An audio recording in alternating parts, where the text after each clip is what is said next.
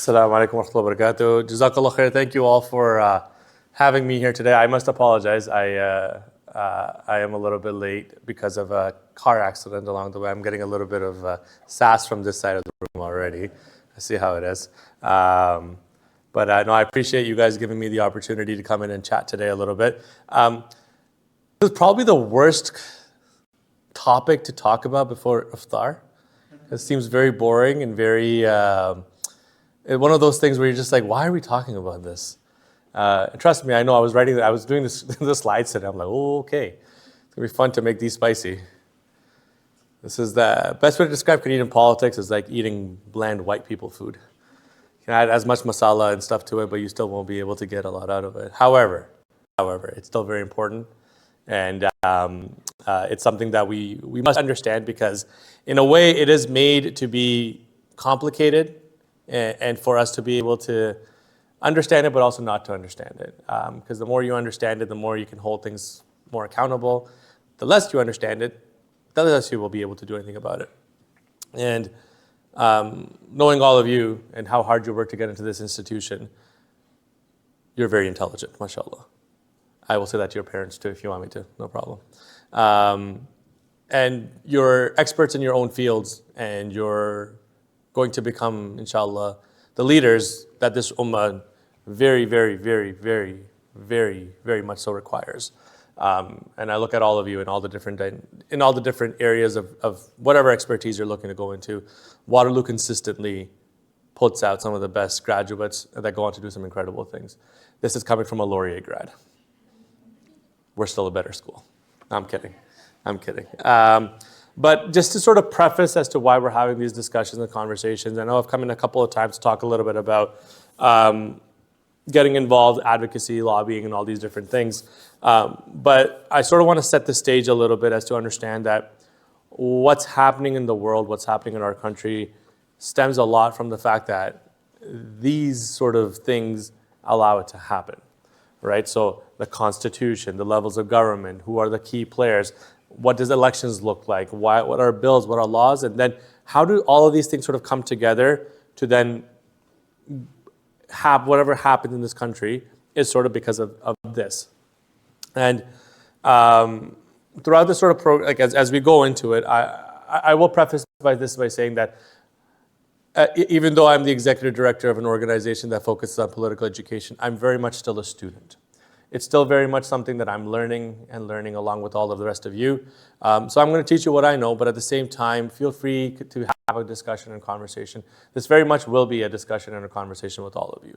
And we're in this journey together because, quite frankly speaking, as a Muslim community, we're quite behind when it comes to these things, more so than a lot of the other communities that are out there. In particular, if we were to look at the Sikh community, they've been around for a few generations more than we have, but they're way more entrenched within Canadian politics than we are. And predominantly because of the fact that A, geographically they're way more situated in their areas. B, there's less different communities or thoughts in the Sikh community compared to the Muslim community. For us, I will say that for a lot of things, we do come from countries that, again, we're first, second generation. We come from countries that A, don't have a democratic system, or B, come from countries that have a democratic system, but don't truly have a democratic system, right? I'm looking at India, Pakistan, Bangladesh, right? And deeply rooted in a lot of different things. So when it comes to understanding these things, people don't want to, or there hasn't been a real push towards getting to understand it. And the people that do get involved are some of the uncles, and you're just like, okay, uncle, you can't just keep going liberal, right? And that's something that keeps happening. So this is sort of, but ultimately what it comes down to is, when it comes to living in countries that we do live in, we always have to turn to our ulama to get some guidance into why we get involved and if she should get involved in all these different things. And I will say this is, there is a great article, and I'm going to share this with Mustafa, you and your team to share. It's by Imam Tom from Yaqeen Institute on just the premise of his voting halal or haram, right? And what that sort of circumvents and where things are going. And we touched base on this the last time a little bit, but the reason I start off with that is because a lot of times when we're getting into these discussions to understand the system, right, it's immediately seen as, okay, can we work within a system that's so blatantly the way that it is, right? And the answer to that is technically, yes, if you're living here, you can, right? Depending on which scholars you're following. It's because you're looking at it from a perspective of going in there and being able to enact some sort of change to make it better, right? Will it happen? Will it not? That's up to, that remains to be seen. But one thing that you can do is make the effort, and the result is in the hands of Allah subhanahu wa ta'ala. So it's a fantastic article. I would recommend all of you to sort of go into it and read about it, and then give me your feedback on it. Because our hope is to actually engage with Imam Tom and bring him in at some point to do a talk about this. So, and then looking at, and I know you guys have our local superstar Imam Mufti Hamad, which I love, right? So I was talking to him the other day, and he was telling me that I think he came the day after the last time that we were here. So he was being asked questions around voting and things like that. So we're actually developing some stuff with him in terms of resources and tools, and then with the Canadian Council of Imams, predominantly because we want to be able to answer these questions with dalils. We want to be able to proper answers from different madhabs and schools in order for us to be able to then engage and be able to pull ourselves out when we feel like things aren't going the way that it should be going, right? So there's very much all these different things that sort of come into that area. So without much further ado, I will begin, but feel free to jump in at any point about things, ask questions. We will do questions at the end, but I'm open to doing things that, if I say something wrong, just pull your hand and just yell, you're a liar, and I'll be fine with that. I'll take it, right? It's part of being the process. But this is sort of what we're trying to do. And then it'll be, as I said, we're going to try to keep it as free-flowing as possible. I know it's right before iftar. We are going to continue after iftar. There's another 2 hours after that. So, no, I'm kidding. We're going to end at iftar. It's just seeing her face. It was like, what? But that's sort of the idea, is we're going to try to wrap it up. But if there's questions, keep letting us know. So when it comes to the Canadian Constitution, we'll go with the Canadian Constitution, we'll go level of government, key players, Canadian elections, and the bill.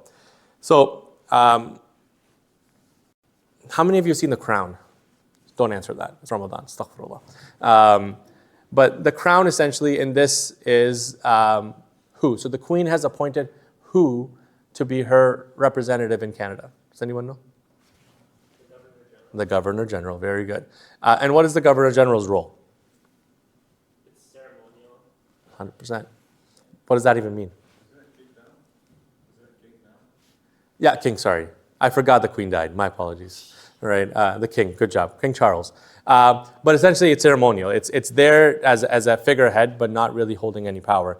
The power is actually held in these three areas: the legislative, executive, and the judicial, right? So, I'll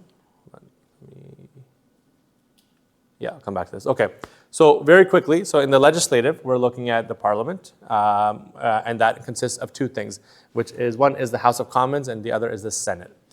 The other is the executive, which is the Governor General, and that includes the Prime Minister. And the last is judicial, which is the Supreme Court, which includes the federal, the provincial, and the tax courts. So these three essential these three essential branches of government are what run the country. The reason why there's three of them there is so that not one gets too powerful. However, there's different ways that one can get powerful. And the reason why the Prime Minister is one of the most powerful positions in Canada is because they have a lot of insights into which they can do. So for example, the Prime Minister picks his cabinet or her cabinet, right? And that cabinet situates of different MPs, members of Parliament, that sort of do different things in order for them to be able to put rules and regulations and laws that we sort of do. The Parliament then, which is the House and the Senate, will then, so the House essentially is the one that puts a bill forward, they review it, and then they push it up to the Senate. The Senate generally is more of a ceremonial-ish, actually no, they're not a ceremonial. They actually do have a role, but they're not as strong as the House of Commons.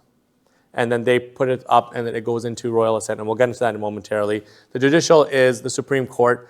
Now, the interesting part about this is between the Senate and the Supreme Court, those are appointed by the who? You know this. No, who appoints them? What are we talking about here? The Supreme Court Justice and the Senate. Like, technically, I thought it was the ruling party. So, but who do they send it up to? To the Senate. No, the crown. Exactly. So the governor general is the one that appoints. However, the prime minister is the one that recommends, right?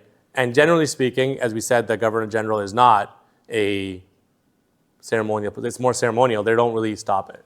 And we'll get into that as to why that's so important as we go along.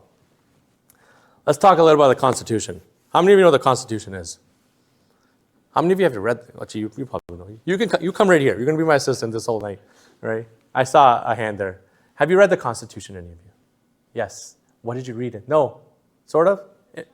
You've read the Charter. Okay, good. We're going to get to the Charter. But who's read the Constitution? Yeah, not many of us. Have I read the Constitution? I'm not going to answer. But Constitution essentially are the fundamental laws and principles that outline the nature, function, and limits of the Canada's federal and provincial government. So there's sort of three different components that come into it, but there's both written and unwritten conventions that are a part of the Constitution, and that's sort of what is the foundation and the basis of whatever happens in Canada, is based on that Constitution. So there's a Constitution Act of 1867, which at that time was when Canada was declared a country, and then there was 4 provinces that sort of broke it off, which was, I believe, Ontario, Quebec, New Brunswick, and Nova Scotia. And then in 1982 is when there was an amendment where the next act of the Constitution Act came in, done by which prime minister? Does anyone know? He's probably the most famous prime minister in Canada. Go ahead. Pierre Trudeau. Well done. Who is Pierre Trudeau's grandson? No, that's his son. Trick question. Justin Trudeau is Pierre Trudeau's son. Allegedly. Sorry, I'm not going to go there either. I'm not going there either. If anyone's hearing, I'm kidding. I'm joking. But no, so Pierre Trudeau's son, Justin Trudeau. Pierre Trudeau was the one that actually brought forward a lot of these different things. And in that Constitution Act, this is where they recognize the Aboriginals and the treaty rights under Section 35. This was the first time they've included the First Nations, Inuit, and the Métis. They also amended a bunch of different formulas that the Constitution can be changed. So does anyone know how the Constitution can be changed or rectified? I know you know, but anyone else? Go for it. Basically, like, there needs to be approval from, I believe, 10 of the, or sorry, 7 of them. Correct. And Correct. So yes, the 7 provinces that represent at least 50% of the Canadian population. So that means there are technically constitutional amendments that can be made, right? So it's not, when they say it's like, but you have to get half the country, and the half the country doesn't even go to vote, so let alone they're not going to be able to go and get this changed. However, there have been times, and there are people now that I know that have worked on certain parts of the Constitution and changed it. So there was one, like, if you read it, it's so bizarre, but CN Rail actually is in the Constitution because they were around at that time. But what that means then is they have a lot of power nowadays because of the fact that they were in the initial Constitution. So things are changing as they're happening, but the more we recognize it, the more we're able to do it. And then so last, after this, is what we call, actually we'll get into the Canadian charters in just a second, but there's unwritten, essentially, conventions that you can do. So unwritten conventions essentially are areas in the Constitution that aren't part of the actual formal parts of it, but they color in the gray areas, right? So there's certain things that come in. So for example, the Governor General is a great example of that. Is technically there's nothing in the Constitution, but as an appointed role is seen as an unwritten convention. But you don't break unwritten conventions because then that leads to areas that get a little bit more muddier, right? So it's like, I don't know. Give me an unwritten code in soccer. Anyone know any? An unwritten code in football or soccer. What's something that you don't do, but everyone knows you shouldn't do? That no one does, but it's not written as a rule. I'm trying to think.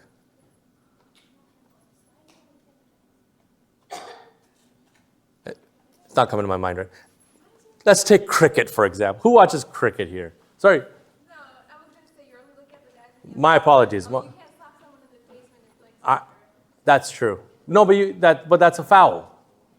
That's a rule, right? Unwritten rules. Sorry? You don't have to wear cleats while playing. Yeah, true. But yeah, fair. That could work. Anyone watch cricket? Does anyone know what mancating is in cricket? No? Tell me what it is. Worst thing to do, no sportsmanship. It's no sport. Well, what is it? So basically, when the batsman's walking, Yeah. take a run, Yeah. non-strikers, and the bowler Takes goes through his action and flips the bill. Clips the bill. So essentially what it is as he mentioned, so it's an unwritten code where if the batsman leaves the crease, technically you can run him out, which is an out. But if you do that while you're running up to the, everyone's looking at me like, what are you talking about right now? Who doesn't watch cricket? But essentially it's an unwritten code in a way where technically if in the rules, if you do it, he's out. But unwritten wise, it's not. So unwritten conventions are there for a reason because they uphold gentlemanness, as he said, it was the most unsportsmanlike thing. Technically, even in a constitution or in a government, there are certain things that you have to uphold. What happens, though, is that when a government comes in that's almost a fascist government or something like that, those are the first things to go. And we're seeing that where right now? In America, right? And can that happen in Canada? Sure. Will it? I don't know. Depends to be seen. But these are the reasons why there's conventions and then there's unwritten conventions because they are what sort of uphold the values and what we're trying to accomplish in Canada. Now we get to the Charter of Rights. What do the Charter of Rights and Freedoms say? Yeah, go ahead. It like has sections that basically outline the rights of people. Correct. And why are they important? Codified law that can't be overruled by other sections of the Sure thing. What else? Anyone else? They're absolutely right because they are technically they're guarantees of civil and political rights and freedoms for all Canadians against government infringements. So these includes like your fundamental freedoms. Can anyone tell me a fundamental freedom that you have? We love to say this as Muslims. Freedom of religion, right? Freedom of, what else? Speech. What else? I heard something. Mobility rights come in, but they're correct. They're a different section, but mobility rights is right there. What else? In the freedoms, fundamental freedoms. Fundamental, so freedom of thoughts, belief, right? Freedom of peaceful assembly. Why is that important right now? Correct. Where are we seeing stuff right now? States. What are we seeing? But which case is the most prevalent right now? Who? What's his name? Mahmoud Khalil. Right? Freedom of peaceful assembly. All what he did. Right? These are why these things are so important because you're protected by all these things. But sometimes we just don't know or we don't understand what it is. But this is your freedom of peaceful assembly and freedom of association. Then we go into democratic rights, which is these are your right to vote, run for public office, parliamentary, legislative, sit once a year. Then you get into mobility rights. Then you get into legal rights, so the right to life, liberty, protection. Then you get into equality rights. These are all part of it. Language rights, so recognizes English and French as official languages. Aboriginal rights, something that's very much looked over, but it's actually a big part of the Canadian Charter of Rights and Freedoms. Then enforcement, limitation clause, and the notwithstanding clause. What is a notwithstanding clause, guys? Section 30. It basically lets the government overrule anything written in the charter. Correct. And what are some examples of that?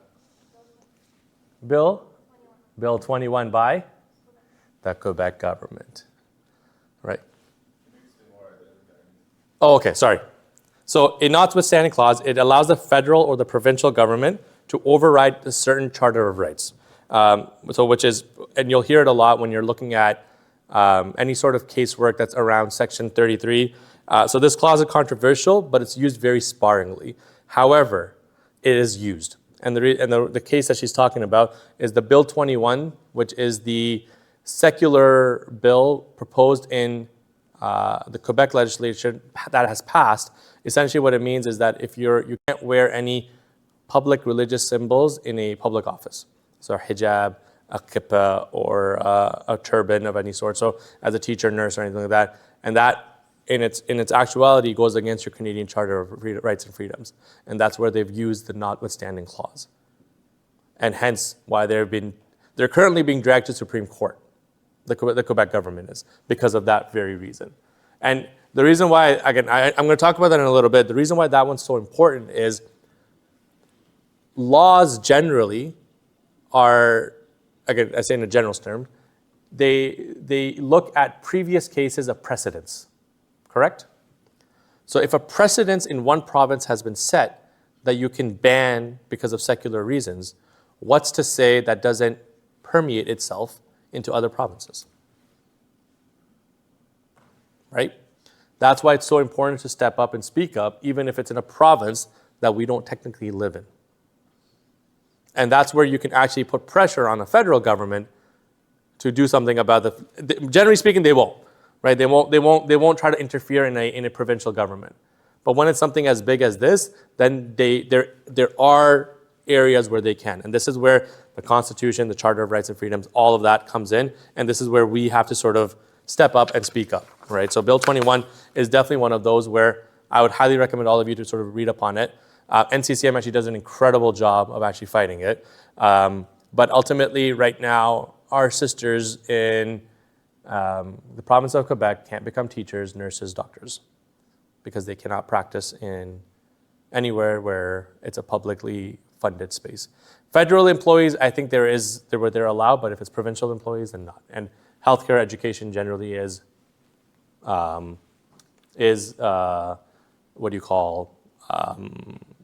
provincial, right? So again, to recap quickly, legislative branch, they make the laws, they authorize government spending, and then executive is decision-making and implementing the laws, and then the judicial is actually interpreting laws and administrating justice. So the Parliament, Canada's largest body, right? I was going to ask you how many seats there are, but it's up there. Who can yell it out? 343. Hey, Mustafa. Oh, you got it? You got to be louder. 343. There you go. Much better. I have bad hearing. All right. So 343 electoral ridings / districts. Which province has the most? Ontario. Well done. How many? I can't tell you right now. The ridings just changed. How many were there before?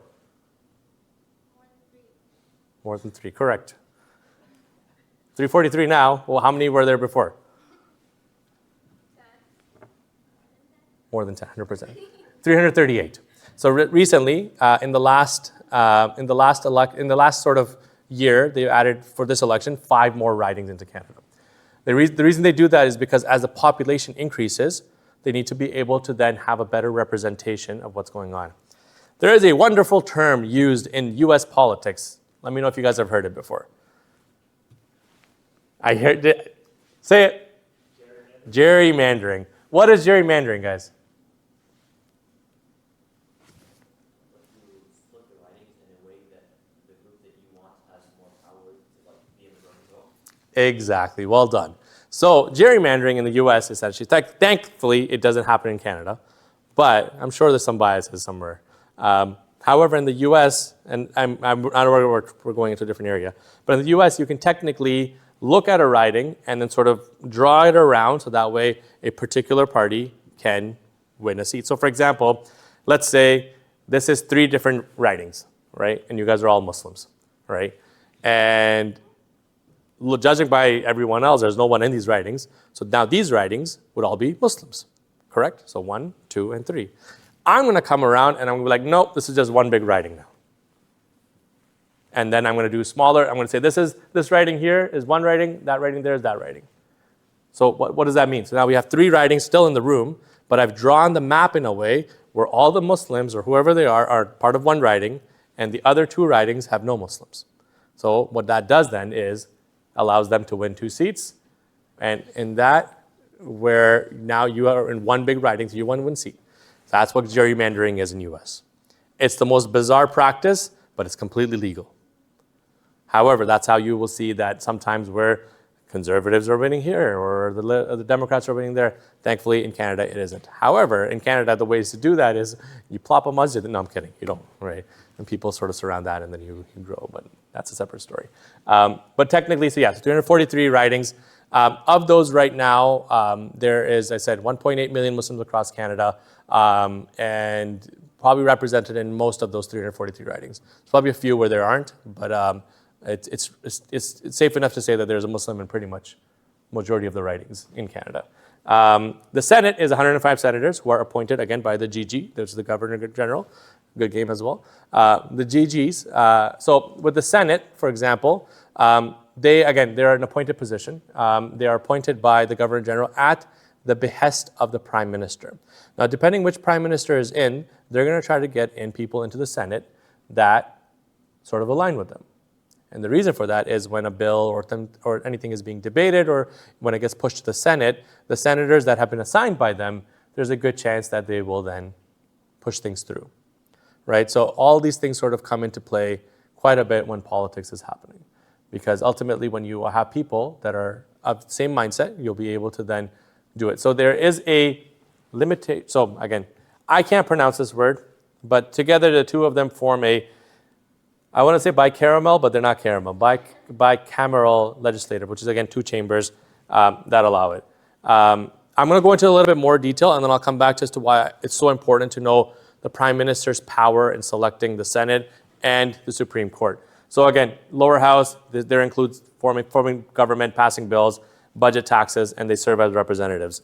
Relevant actors are the members of parliament, Prime Minister, and the cabinet minister. The cabinet consists of PMs and the MPs. Why is the cabinet important? Who is in the cabinet? It's not where they store your pots and pans and yes. Go ahead. What's your name? Sorry? What's your name? Yassine. Okay, superstar, go. Well, the cabinet are the PM's closest advisors, that are elected, and also they are often not often, they are the ministers of each respective ministry, so they kind of have a mandate to lead each kind of sector of that the federal government governs in a certain way. Correct. So, well said. If I had candy, bro, I'd throw it. You would be getting all the chocolates right now. Some of you as well. The cabinet, so when Justin Trudeau was Prime Minister, can you name me a few people that were on his cabinet? I heard something. Yell it out. There's a lot of people. Freeland. What is she known for? Chrystia Freeland. What was she? Finance Minister and the Deputy Prime Minister. Why is she an important figure as to what's happening right now? Trade war. But what did she do? She resigned. Why does that resignation matter?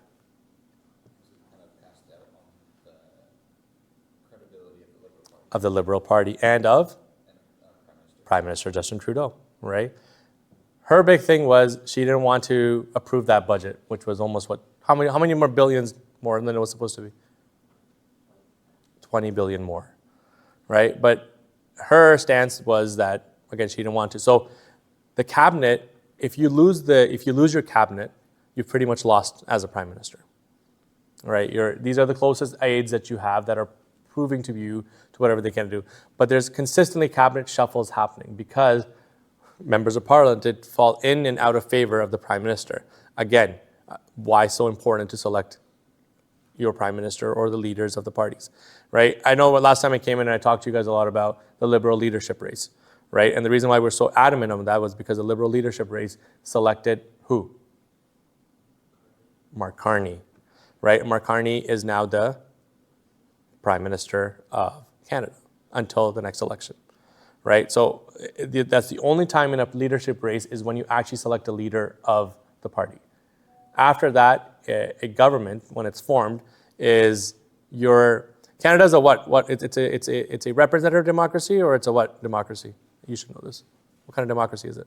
It's a constitutional monarchy with federal democracy. A federal, yes, but essentially, when you're electing, you're not ever electing a prime minister. you're selecting a member of parliament, and the party that has the most amount of member of parliament actually then goes on to form government. And we'll get into that in just a second. So back to the cabinet, that's what they do. I'm going to quickly go through those because I know we're running out of time. Again, Prime Minister is the head of government. So in this situation, Prime Minister Mark Carney, member of parliaments are elected representatives from each riding, and then the cabinet ministers are senior government officials chosen by the Prime Minister that are MPs of their ridings that then are responsible for their portfolios. So Minister of Immigration, right? Minister of Defense, Minister of Aboriginal Affairs. All these, like there's a lot of different levels of ministers that then report back to the Prime Minister, but it's those departments that will then dictate where things are going. And the reason why that's so important is because when funding comes down and the budgets are passed, they are the ones that dictate where that funding is going to go to, right? And why is that important to organizations like Islamic Relief or MAC or NCCM or TCMV?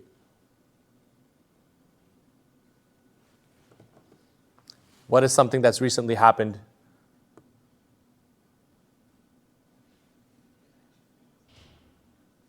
No? Okay, very quickly.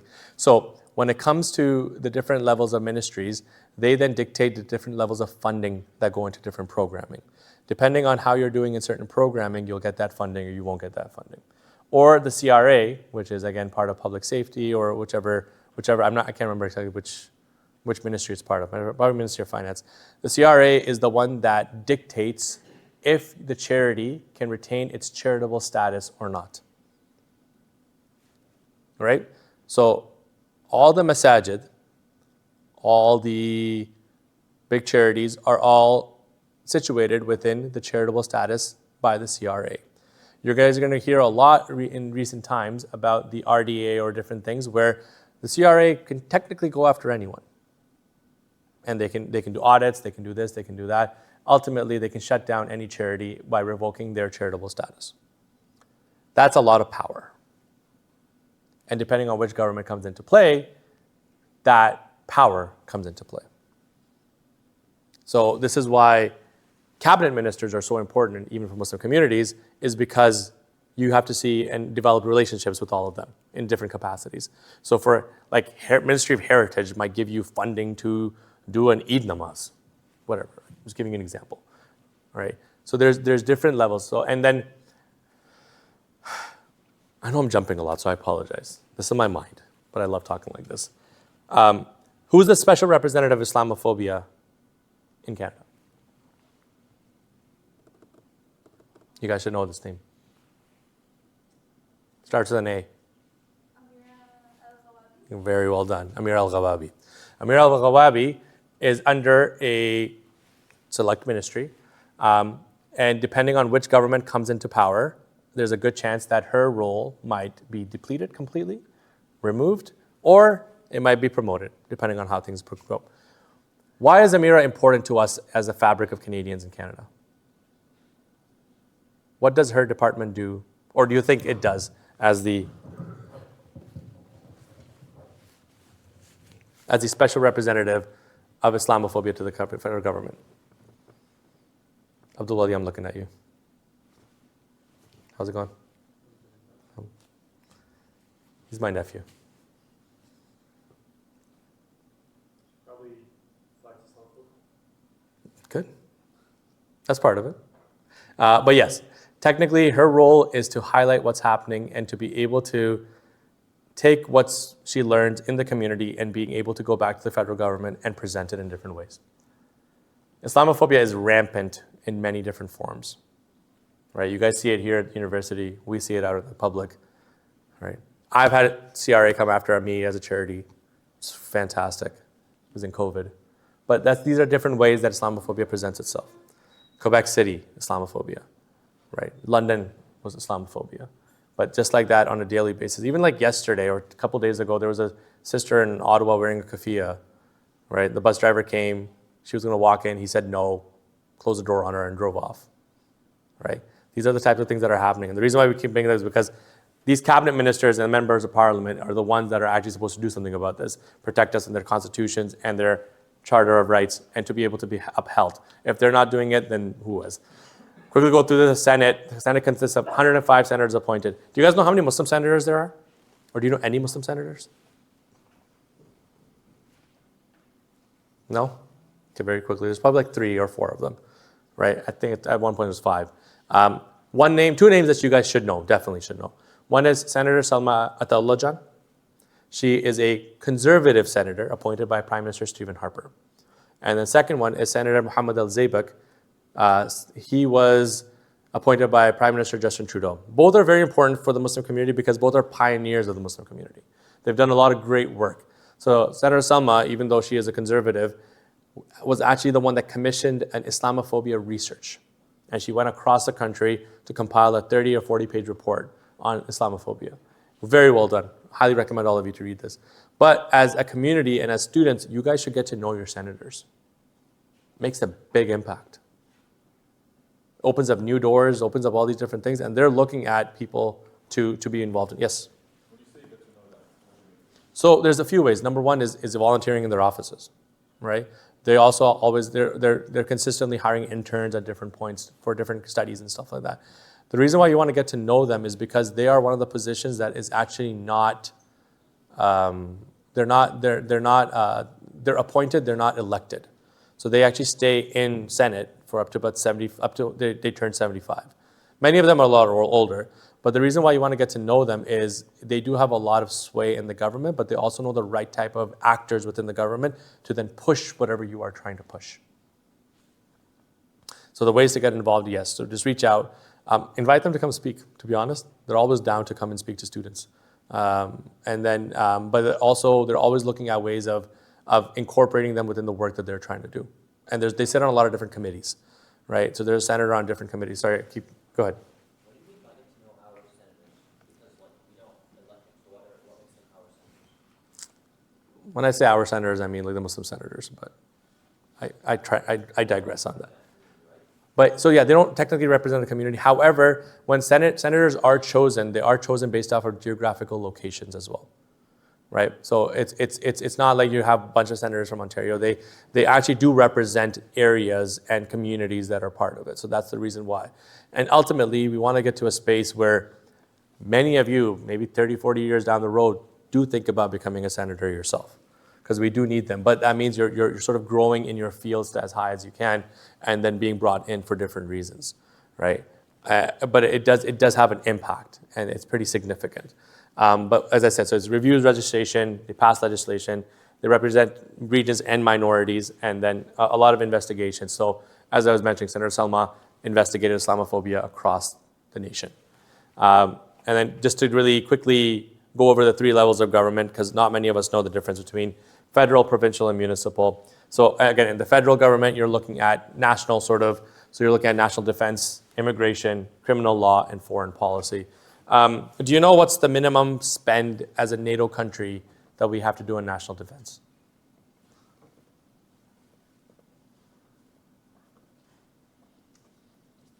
It's 2% of our GDP has to go towards national defense. And that number is going to go up, depending on what comes in. And it's going to go even further up if the threats from down south keep coming up, right? So as a NATO nation, you're doing that. But also, when a NATO country is at war, that means if you go to war against one NATO country, it means you go into war at all the NATO countries. What is the NATO country currently at war? Russia's not NATO, but who are they fighting? Ukraine. So technically, Canada's at war with Russia because they're attacking Ukraine, a NATO nation, right? Okay. Side note, tangent. This is why I love Trump. Sorry, go ahead. They're not technically not in NATO, but they're seen as representatives where the NATO countries are helping them, right? Good catch, right? But going back to Trump, this is why he's in the insanity and the hypotheticals. What happens if he annexes Greenland?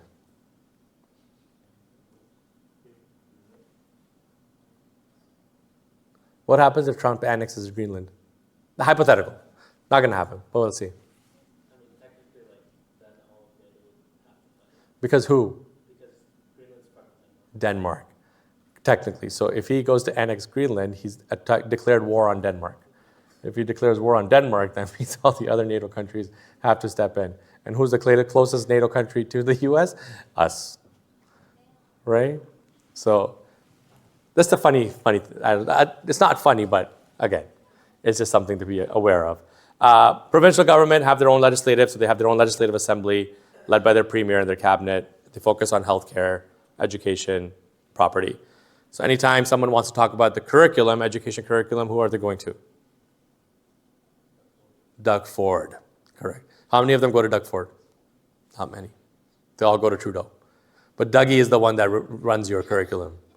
Dougie is the one that runs your healthcare, and Dougie is the one that you have to go when you're sitting in the hospital for 10 hours and not being looked out for. That's a whole other conversation for another day, but when we get into privatized healthcare and privatized education, right, that's a whole separate conversation to have, because that's something that we should have been more aware of about a month ago, but I know Mustafa went to vote because he told me. I'm going to come around to all of you and ask if you voted. I'm kidding. I'm not going to do that. But that's where these things come to matter. Next year, there's a municipal election, which is going to be sort of in Ontario. But this is where your public transit, local policing, and zoning for land use. How many people have you here, actually don't answer this question, but a lot of people have protested the police at some point, right? For different reasons and stuff like this. But how many of those people actually go out to vote in a municipal election? Not many. How many of them actually go and sit on committees? Not many. How many of them are actually part of the budget conversations? Not many. How many of them care about that? Not many. But you can't complain if you don't go and actually get involved.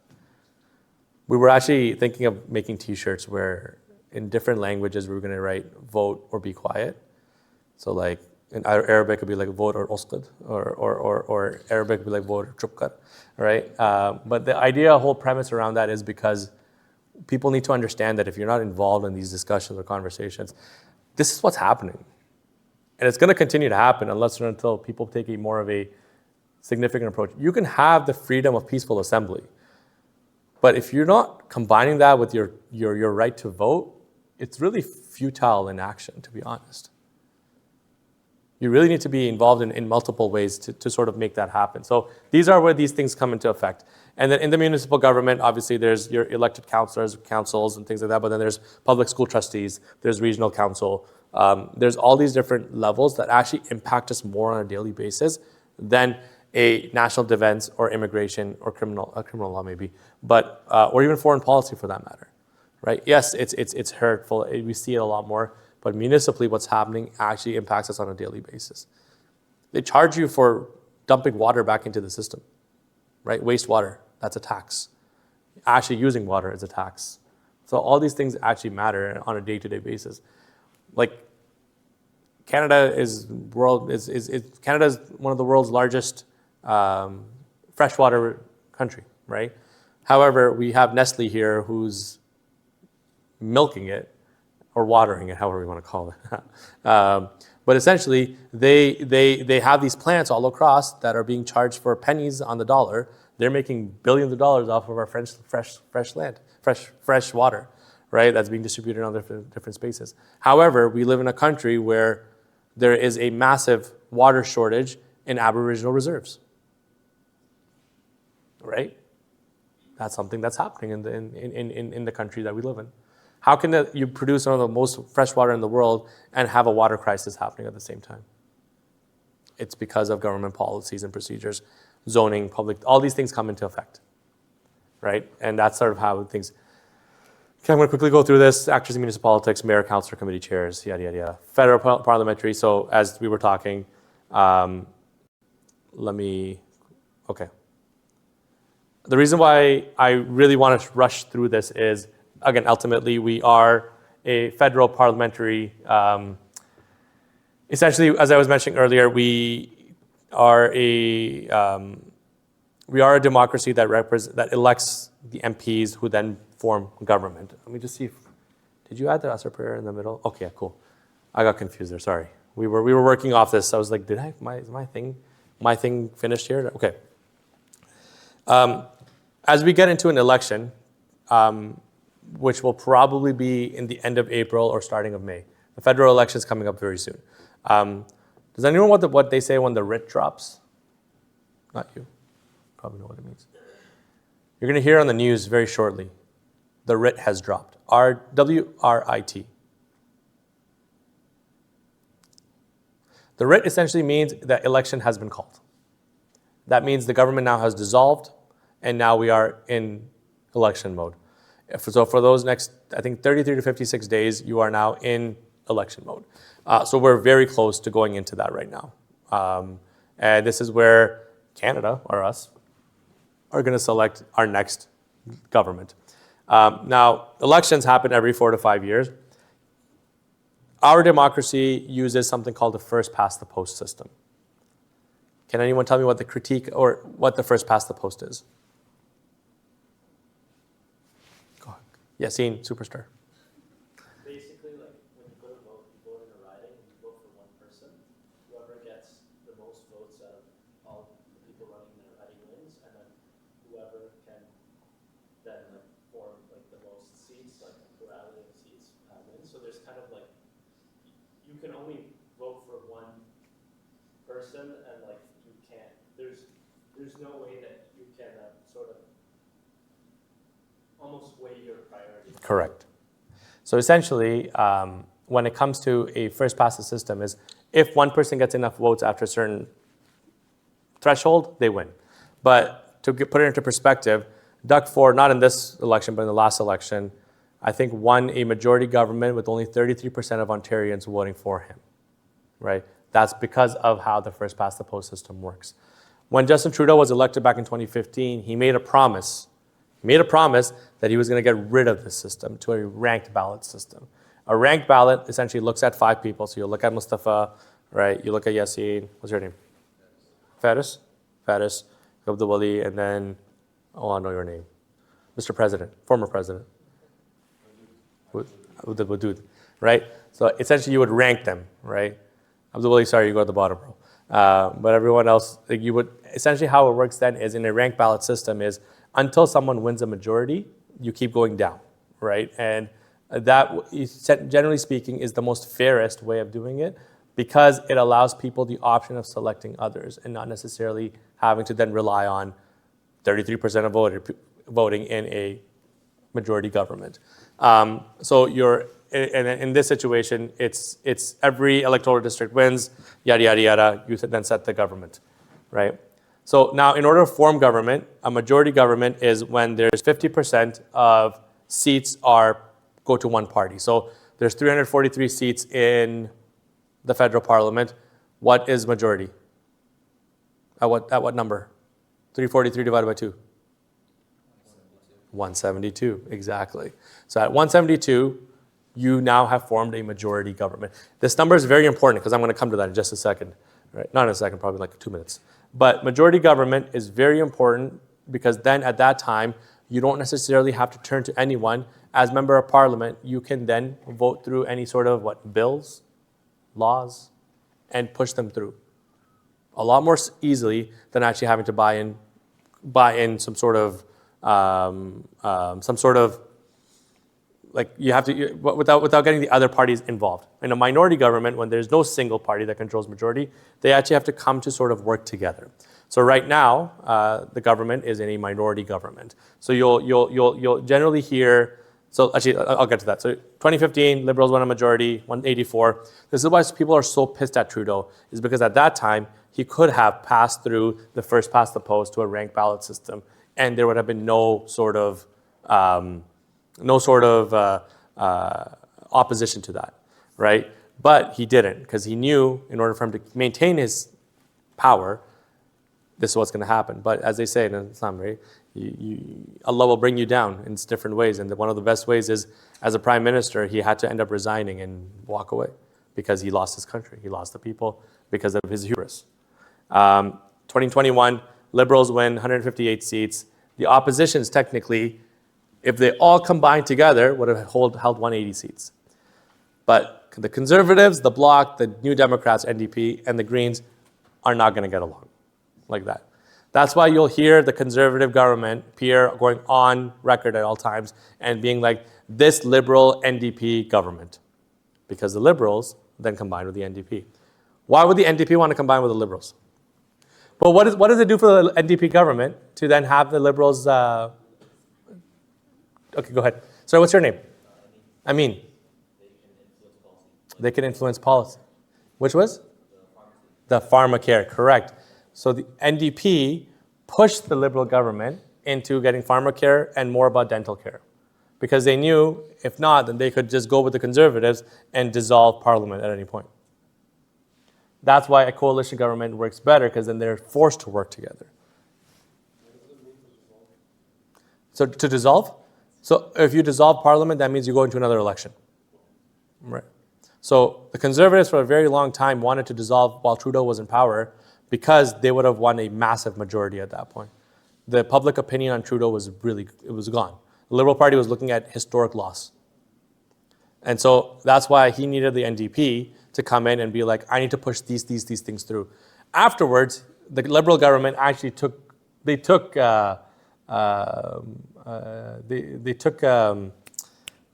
that word? Oh my God, why am I blanking right now? They took credit of the pharmacare and the dental care, right, from the NDP, because they're like, oh yeah, we pushed this through, right? So welcome to politics. But that's sort of how a majority-minority government works into play, right? There's, again, multiple political parties, but sort of all the MPs belong to all of them. They can become independent members, right? In the provincial council, in the provincial assembly, she was just ousted, but who was an independent member that all of us know? A very famous name. I know, I see now, I know who you know who that is. She was out in Hamilton. Took on Doug Ford and Marit Stiles. Come on, guys. You need to know your heroes. Sarah Jama. Name sound familiar? Sarah Jama? How many of you heard of Sarah Jama? Okay. Yassine and Amin, you guys need to do a seminar on that, okay? I'm going to make you guys in charge of this. But Sarah Jama was actually an elected member of parliament who was part of the NDP. She spoke out against the Israel-Palestine war at Queen's Park, and she wore a keffiyeh. They kicked her out of chambers and out of the party because of those stances. That happened in Canada while you guys were sort of here. But not many of us know about that because we're not in tune with politics. This is someone who's standing up for the rights of Muslims and Palestinians across the world, even though the provincial parliament has nothing to do with, well, they do have a little bit, but not too much to do with foreign policies. However, Ted Arnott, who was the House Speaker, decided that you can no longer wear a keffiyeh inside the Queen's Park because he deemed it to be a political statement to wear a keffiyeh. How many of us knew that? Faris, probably Amin, Yassine, a few of us. But this is why we have to be in tune with our politics, what's happening, because that is a distinct, essentially it goes against her freedoms of speech, of rights, of whatever you want to call it, because she decided, and then her party eventually kicked her out. That's why we have a problem with the NDP and a lot of the different things when it came to the provincial elections, right? Back to this. So the official opposition, again, very important role, is the party with the second largest number of seats. So the leader of the opposition, the main thing is they actually get a lot of time to then debate back with the leaders of the actual ruling party and actually have to then hold them accountable. So that's why they're called like shadow minister or this or that, just because their job is each party that's sort of not in power. So for example, the Conservatives have a shadow minister of defense or shadow minister of foreign policy, whatever it is, because their whole responsibility is then to hold the Liberal government accountable. So when you guys are watching when you're watching Question Period, you're seeing all these theatrics that are happening is because they're going back and forth in order to showcase to the not the Muslims, so the regular Canadians about what each party is doing and why it's so important to hold them accountable. And then, so by law, the leader of the opposition must be consulted prior to certain important decisions and appointments made by the government. So if the government's being dissolved, they have to be there's conversation that happens with the different leaders and things like that. These are all the current leaders right now in all the parties. So Pierre is leader of the Conservative Party. Yves-François Blanchet is leader of the Bloc Québécois. Jagmeet Singh is part of the New Democrats. And then Mark Carney is part of the Liberals. Who's missing from this list? I'm not looking at you guys. Yes, who's the leader of the Green Party? That's a very good question. Her name is in the calendar. Elizabeth May. Yes, Elizabeth May. Correct. May Elizabeth has. Yeah, so these are all the parties that are in Canada. There's a marijuana party, there's a Marxist-Leninist party, there's a Libertarian party, there's Christian Heritage Party. These are actual parties that are out there. A bunch of Muslims just created this party, which is called the Centrist Party by Dr. A.Q. Rana, right? And then the United Party, and but these exist, right? Have these parties ever won a seat? Not really, but there's a very important party that actually plays a big role in politics that has no seats, but it's actually one of the most scariest. Which one is that? People's Party. Why? They're super right-wing, yeah, right? To a point where like conservatives look like they're NDP, like compared to them, right? It's kind of scary about how they are. So the Maxime Bernier used to be part of the Conservative Party and then sort of broke off, right? On a provincial level, right? There's a party that's out there called the New Blue Party, but they're yellow. So they're also just as right-leaning. The reason why I say that is because the New Blue Party is based out of Cambridge. Represent, all right? Yeah, boo, indeed. But this is why it's important for us to be aware of what's going on. Because if the Rhinoceros Party comes to town, we got to be able to have a conversation with them. I don't know what they stand for. And I'm quickly going to go through this, and then I need to get to one thing with you guys because this is a very important discussion. But essentially, how do bills become law? So the bill is first introduced in the House of Commons or into the Senate. Then there's a first reading. The first reading essentially is just people are given the chance to just look through it, and there's really nothing more to it. Then you go into the second reading, which is the first opportunity where the MPs and the senators have a chance to debate. And then the idea is, okay, where is it going? Why is it doing this, this, and this? Then it goes to the committee stage, which is the bill is then referred to a parliamentary committee. The parliamentary committees are very important because each member of parliament is assigned to them.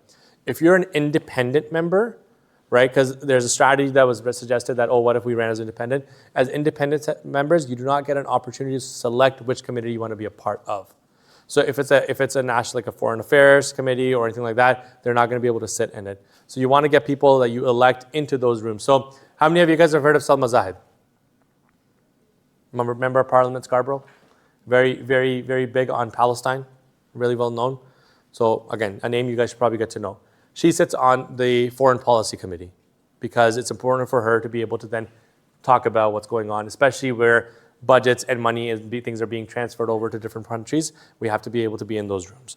So the committee is where all these things are then debated, and then it moves to the reporting stage, and then this is where the MPs and senators debate again on it. Then there's a third reading, which is where the bill is debated in its final form. So it goes through all these changes, and then it's finally put into that. Then you go into Senate review, where the Senate sort of looks at it.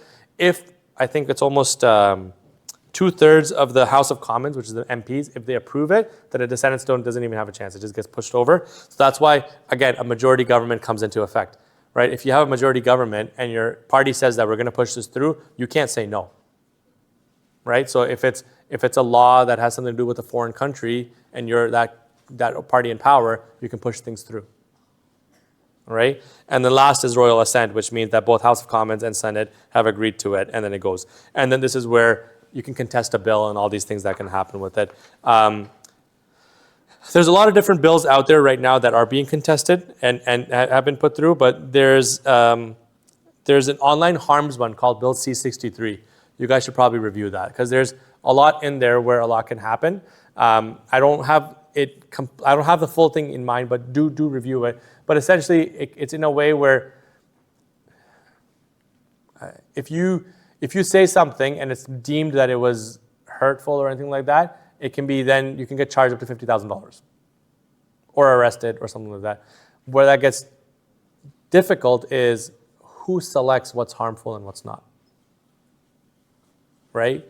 If you're talking against a certain particular movement and you said it in a way that can be seen as hurtful or harmful without being able to actually properly critique. So it goes a little bit of both ways. That's how bills become law. And then the duration to pass depends on the bill, complexity, government, and then that's where in a majority government, they try to pass bills really quickly because they can. In a minority government, they need to have much more buy-in to do it. Technically, yes, you can contest laws and all that different things. And then I'm just going to quickly go through all this really quickly. Factors that affect democracy. So this is where it gets important. And this is why we are an organization that exists. To be quite frank, an organization like Canadian Muslim Vote should not exist. Right? If everyone went and did their civic duty, we wouldn't have a need to be involved. Right? But the reason why we are is because it's our job to sort of take all this and make this into as interesting as possible. This is really boring stuff. I'm not going to lie to you, right? But when you start to understand the intricacies of it, you understand how much it impacts us on a daily basis, right? Like, I don't care if there's a first reading or third reading, right? I can barely read the Quran, right? I'm kidding. You guys should all read the Quran, especially in Ramadan. I was told to bring it back to Islam, so this is me telling you guys to go read. But no, what I'm saying is when it comes to the first reading, second reading, third reading, if you're not in those rooms when the reading is happening, then how are we going to make a difference? These are bills, these are laws that are being passed in our country that we have a say and don't have a say. We have a say through voting, meaning we get the right type of people in those rooms to represent us. Because if they're not in there, then someone else is making those decisions for us. And judging by the way things are going, almost 50% of the population is not going to go vote. Or 40% of the population is not going to go and vote. General federal election turnout is between 60 to 65%. So almost 35% of the population does not want to have a say. And the other 65 gets to decide who comes in and who doesn't. And then this is where these things start to affect our democracy. So it's a lack of, right now what we're seeing is, yeah, there's a very big lack of political education. There's a lot of voter apathy. There's a lot of foreign interference. It can actually impact public perception and public opinion. When an election starts to come out, you're going to start to see a lot of hit pieces go out. And then they're going to get amplified, and there's going to happen. So these farms and stuff like that can actually make a big impact in doing certain things like that. So that's why it's important to be engaged and involved, but these are the types of things that are increasing as time is going on, and if we're not involved in it, then there's a good chance that things can happen. What is, like, and I've said this before, but WhatsApp is a bane of existence at times because every day there's different WhatsApp forwards that are going around spreading misinformation and disinformation. If you don't have people that can actually go in and be like, well, no, this isn't true. Well, this is true. Like, our parents are consuming these things, right? I love my mom, but like times where she sends some stuff to me, I'm like, no, that's not true. But it's like, to them, it becomes true, right? And it's like, if you're not combating those things on a daily basis, they become a very big part of how you select the next leaders because it becomes a reality of things. So why these things are happening. And then the political polarization that's happening right now. The pendulum is swinging, right? We're going from one end to the other, and we're seeing a lot more hate rise in different spaces. That is only possible because of the reason people aren't getting involved or building bridges with each other. If you're not building bridges with the next person beside you or different communities, this is going to continue to happen. Right? So this is why when we talk about factors that are affecting democracy, these come in. I want to pause for a second before I get into my next sort of piece is, with the election coming up, you guys how many of you are eligible to vote? Over 18, Canadian citizens, yada, yada, yada. How many plan to vote? Don't actually, everyone raise their hand, but no, that's fine, don't answer that. I want to pose the question to you is, what do you think the strategy should be for the Muslim community in the next federal election? And what I mean by that is, does it make sense to vote for the Conservatives? Does it make sense to vote for the Liberals? Does it make sense to vote for the NDP? What are the pros and the cons to each of those? Why does it matter if we do one way or the other? What does it lead to? And the reason why I ask you guys is because The 18 to 30-year-old block is one of our largest blocks of voting. It's also the least that votes, but it also has one of the largest impacts that it can have. So, also another question, how many voted in the provincial election? That's concluded. That's also another data point. For sure. I don't want to put anyone on the spot. That's the only reason I didn't ask that question. But yeah, it's an important question. Is how many people voted in the provincial election and how many?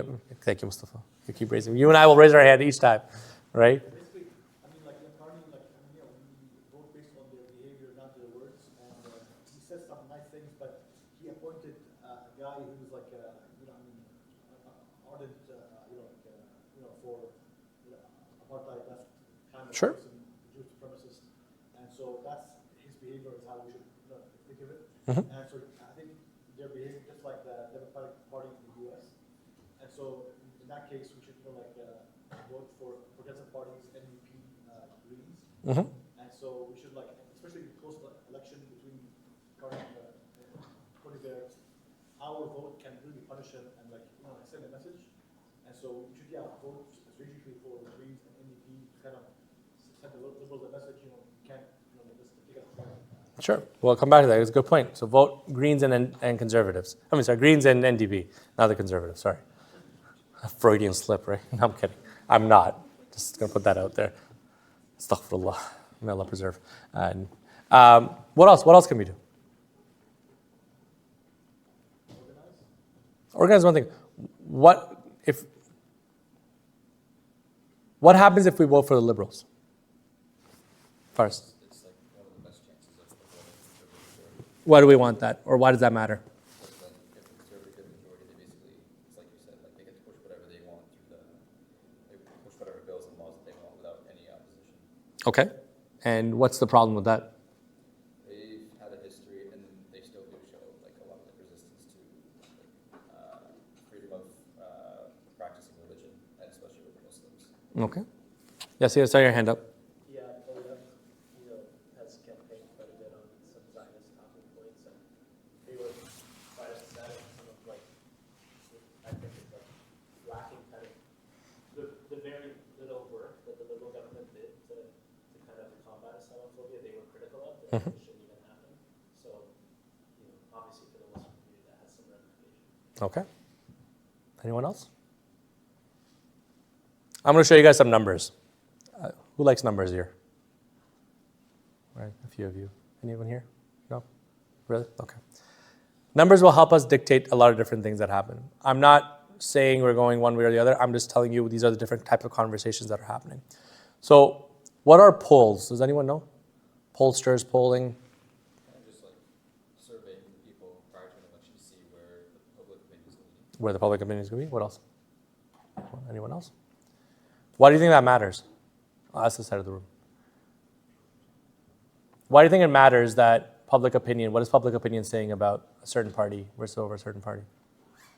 The politicians, they kind of chase votes, and they will chase whoever has what's favorable in that liberal. Sure, they do that.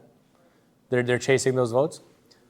But generally speaking, when you don't know who to vote for or what to vote for, if you're going to go vote, you're going to go vote typically on who's winning, right? A lot of times that happens, right? It's like, oh, okay, this party looks like this might be the right one, right? So when pollsters do that is because, and they're taking a small sample size, but polls can technically win elections. And for us, it's important to understand that is because there's a lot of power in that. And that's why 33% of a population can elect a majority government. Impact. You got top 20 Muslim writing. So you got Mississauga, Erin Mills. Anyone from Mississauga here? 2 people. Wow, 3. Right? Mississauga is going to be a big ground for this. Oh, a few more? Okay, fine. All right. Brampton, GTA in general will do a lot when it comes to these things. So anyone that's from these ridings will be a big factor. University students, from my understanding, you guys can technically vote for your riding in the school, right? So you don't necessarily are voting for this riding, you're voting for your own particular riding, but you can do it from school. And I believe there will be a station at the school. There always is a polling station at the school or nearby, right, where you can go and vote. So there's really no reason not to be able to. There's advanced polling, there's all these different things. You can also vote by mailing, right? That's an option out there as well. But that's sort of where we're at. With that, I conclude our talk on Canadian Politics 101. Hopefully it wasn't too boring, right? It is a very, very dry stuff, but the only thing that I want you guys to walk away with from here today is the fact that even though it doesn't seem like you matter, you do matter. You're very important. Your vote really matters. Your vote as a collective matters. Your engagement matters. Your ability to sit in these rooms and talk about what Muslim issues there are matters. But because if you're not doing it, somebody else is, and they probably aren't understanding the intricacies of what it is, right? To be quite frank, as a Muslim male, we don't understand what it is to wear a hijab and walk around, right? We've never done it. It's not part of us. But ultimately, we can only talk about what we hear from the rest of you. But when you sit and you speak your truth, there's a whole other level of impact that comes in. Same concept with us is when you come from a particular communities, from different countries, there's an impact that's happening, right? So the reason why I say this is any of our brothers and sisters that are from Palestine that have family in Gaza right now, when they talk about the hurt that they're feeling, us, like me as an Indo-Pak, can't feel it because it's on a whole other level. But hearing from them can make such a massive impact. Or from Sudan, or from all these different countries that are currently being affected by our foreign policies. If we're not engaged, if we're not involved, then we're doing a disservice to those things. Jazakumullah khairan. I apologize, I brought this really close, but we'll open up for questions afterwards. Barakallah fi, jazakallah khair. Assalamu alaikum wa rahmatullahi wa barakatuh.